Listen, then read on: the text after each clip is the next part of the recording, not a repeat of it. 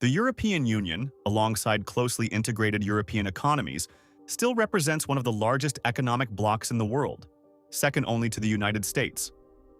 Germany alone now ranks as the third largest economy globally, overtaking a long stagnant Japan. On paper, Europe should be thriving. High education levels, strong institutions, stable societies, and advanced infrastructure. Yet something feels off. Because despite all of that, Europe has been quietly losing ground in economic momentum for nearly 2 decades. And if you enjoy breaking down global economics in a simple, real-world way like this, consider subscribing to Investor Economics for more deep-dive explainers just like this. Now the uncomfortable question is this: why is Europe slowing down when it seems to have all the right ingredients for success? To be fair, this isn't only a European issue. Many economies around the world have struggled in comparison to the United States, which has pulled ahead in productivity, innovation, and financial dominance. But Europe's case is especially interesting because it already has everything it needs to compete.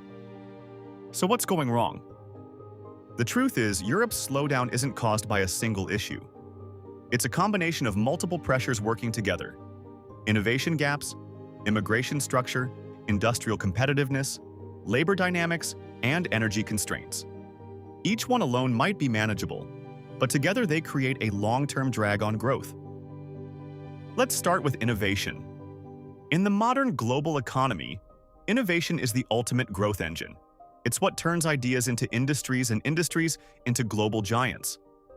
The United States dominates here, especially through ecosystems like Silicon Valley, where universities, venture capital, and tech companies all reinforce each other.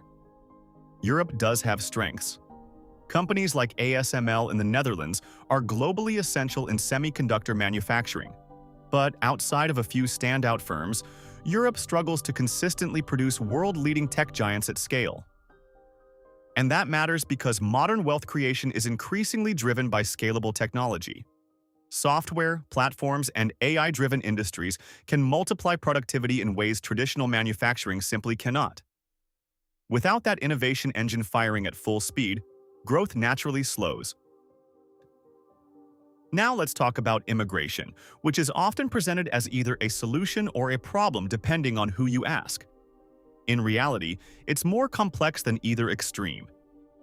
Immigration can absolutely support growth. It fills labor shortages, brings in skills, and increases consumption in the economy.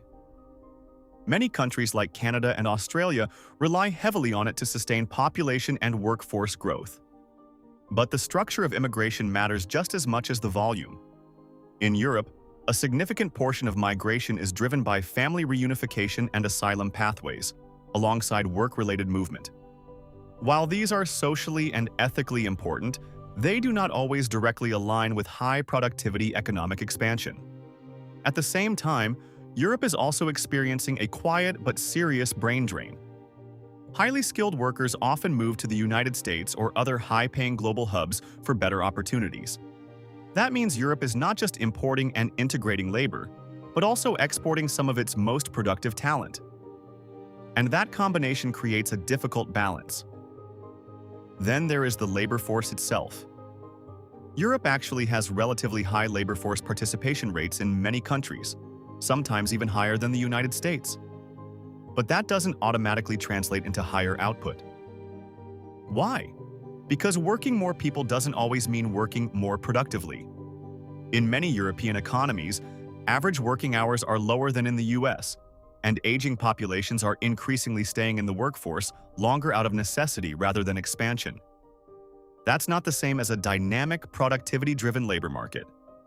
So even if more people are technically working, output per worker becomes the key challenge.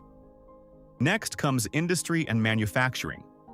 Europe still has strong industrial giants, especially in Germany, France, and northern Italy. But global competition has intensified dramatically. Manufacturing is increasingly shifting toward regions with cheaper energy and more flexible production environments, particularly the United States and parts of Asia. Even iconic European companies have begun building factories abroad just to stay competitive in local markets. A striking example is how major German automotive brands now produce large volumes of vehicles in the United States and China, rather than exclusively in Europe. This helps their global competitiveness, but it also shifts industrial activity away from the continent itself. Now we reach one of the most overlooked factors: energy. Energy is the invisible foundation of every modern economy. When energy is cheap and abundant, industries grow. When it is expensive or unstable, competitiveness suffers. Historically, Europe benefited from relatively cheap imported energy, especially natural gas. But geopolitical shifts have exposed how dependent the region was on external supply chains. At the same time, Europe has been rapidly transitioning toward renewables while phasing out certain domestic energy sources like nuclear and fossil fuels in some regions. While this is important for long-term sustainability, it has also created short-term cost pressures for energy-intensive industries.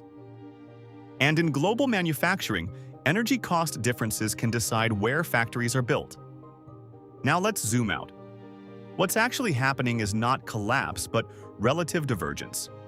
The United States has accelerated in sectors like tech, finance, and high-value services. Meanwhile, Europe has maintained stability, quality of life, and strong public systems, but with slower productivity growth. That difference compounds over time. There is also a cultural and regulatory dimension. Europe is known for strong consumer protections and regulations that often improve safety and fairness. However, this can also create friction for startups and fast-scaling companies compared to more flexible environments elsewhere. It doesn't mean regulation is bad, it just means it affects the speed of innovation. Now here's where things get interesting. Even if Europe is less productive on paper, that does not automatically mean lower quality of life. In fact, when you adjust for healthcare costs, education affordability, and social safety nets, many European countries perform extremely well in terms of lived experience. In some cases, better than the United States for the average person. So the question becomes productivity versus livability. And that is not a simple trade-off. Because while the US leads in wealth creation at the top end, Europe often provides a more balanced distribution of comfort and security for the broader population. This is why the debate around Europe's decline is not straightforward. It depends entirely on what you measure. Now stepping back into the global picture, the dominance of the US dollar also plays a role. It attracts capital, strengthens financial markets, and amplifies growth figures in a way that makes US performance look even stronger relative to others. That doesn't mean the growth isn't real, but it does affect comparisons. So where does this leave Europe? It's not a broken economy. It's a mature one, facing structural constraints. Slower innovation scaling, complex immigration dynamics, energy transition costs, and industrial competition from faster-moving global regions. But none of these problems are permanent. They are policy-sensitive, structural, and adjustable over time. And this is where the debate becomes important. Europe doesn't necessarily need to copy the United States. It needs to decide what kind of economic model it wants going forward. Before we finish, a quick note. A lot of these global narratives are shaped by selective reporting and political framing.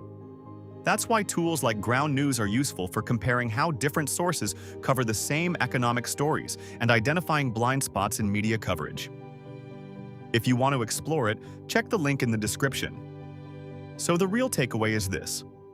Europe is not disappearing from the global economy, but it is slowly shifting into a different phase of growth, one that prioritizes stability and quality of life over aggressive expansion. And whether that is a weakness or a strength depends entirely on perspective. If you've made it this far, consider subscribing to Investor Economics for more breakdowns like this. And before you go, check the description for product and resource links that can help you explore these topics further.